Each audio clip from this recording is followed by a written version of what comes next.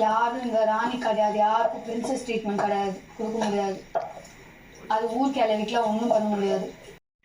Hello மக்களே வணக்கம். இன்னைக்கு காலையிலே வியானா பாருங்க பயங்கரமா பேச ஆரம்பிச்சுட்டாங்க. சீரியல்ல நடிச்சு, நடிச்சு அதே மாரி இங்கேயும் வந்து நடிச்சு வெளியில எல்லாத்தையும் அனுப்பிட்டு இவங்க குத்துக்கல்லு மாரி உட்காந்துருக்காங்க அப்படின்னு சொல்லிட்டு பயங்கரமா பேசுறாங்க. யாருன்னு தெரியுதுங்களா? சாண்ட்ராவ தான். சாண்ட்ராவ தான்.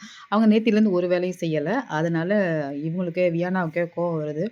நீங்க போய் ஏதாவது வேலை செய்யலாம்ல அப்படின்னு சொல்லும்போது, "நீ போய் பாத்திரம் கழுவு" அப்படின்னு சொன்ன உடனே வியானாவ சொல்லிட்ட உடனே வியானாவுக்கு கோவம் வந்துருச்சு. நான் என்ன வேலை செய்றதுக்கா உள்ள வந்திருக்கேன் அப்படின்னு சொல்லிட்டு ஒரு மாரி பேசிட்டாங்க. ஒரு மாரி வந்துட்டாங்க. வந்துட்டு இங்க திவ்யா கிட்ட சொல்லிட்டு இருக்காங்க.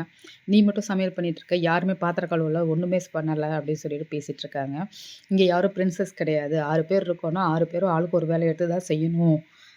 அவங்க ஒண்ணும் பிரின்சஸ் கிடையாது.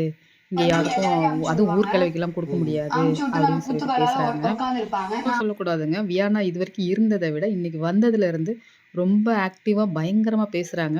சாண்ட்ராவெல்லாம் வச்சு செய்றாங்க. நடிச்சு, நடிச்சு தான் நீங்க எல்லாத்தையும் வெளில அனுப்பிட்டீங்க. எனக்கே ஓட்டு போட்டு நீங்க தானே வெளில அனுப்புனேன்னு சொல்றீங்க அப்படின்லாம் பேசுறாங்க. கரெக்ட்டு.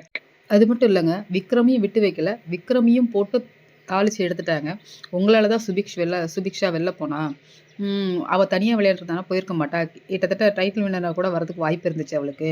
அவ நல்லா ஸ்டாண்ட் பண்ணி நின்றுப்பா அப்படின்னு சொல்லி பேசி விக்கல வந்து நீங்க கிரிட்டிசைசம்ல கூட நீங்க எடுத்துக்க மாட்டீங்க. நீங்க எப்படி மன்னிப்பு கேட்குறீங்க? ஃபர்ஸ்ட்டு நீங்க எல்லா தப்பையும் பண்ணிடுறீங்க. பண்ணிட்டு அப்படியே ஒண்ணுமே தெரியாத மாரி வந்து மன்னிப்பு கேட்டாக்கா அது ஓகேவா? அப்படின்னு சொல்லிட்டு விக்ரமையும் போட்டு தாளிச்சு எடுத்துட்டாங்க. அதுக்கு பிறகு சாண்ட்ராவ சொல்லவே வேணாம். நேத்திலேருந்து சாண்ட்ராவ போட்டு தாளிச்சுட்டே இருக்காங்க. சாண்ட்ராவுக்கு கோவத்திலேயே உட்காந்துருக்காங்க. நான் நடிச்சேனா அப்படின்லாம் அழ ஆரம்பிச்சுட்டாங்க அவங்க. இப்ப திவ்யா, வினோத் இவங்கலாம் என்ன சொல்றாங்க, அ வியானா வந்து சொன்னதுக்கப்புறம் தான் எங்களுக்கே அது தோணுது அப்படிங்கிற மாரி பேசுறாங்க. ஆனா வினோத் என்ன சொல்றாப்ல, "இல்ல, இல்ல எனக்கு ஸ்டார்ட்டிங்ல இருந்தே அந்த இது இருந்துச்சு. அவங்க அப்படிதான் சொல்லி நினைச்சிட்டுருக்கேன். இருந்துச்சு எனக்கு" அப்படின்றாப்ல.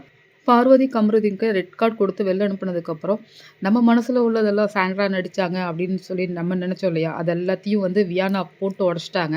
சாண்ட்ரா மனசுக்குள்ளேயே நெனச்சிட்டு இருந்திருப்பாங்க. நம்மளோட சீக்ரெட்லாம் இவ வந்து புட்டு புட்டு வைக்கிறாளே! என்ன பண்றது? அப்படின்னு கூட நெனச்சிட்டு இருந்திருக்கலாம்.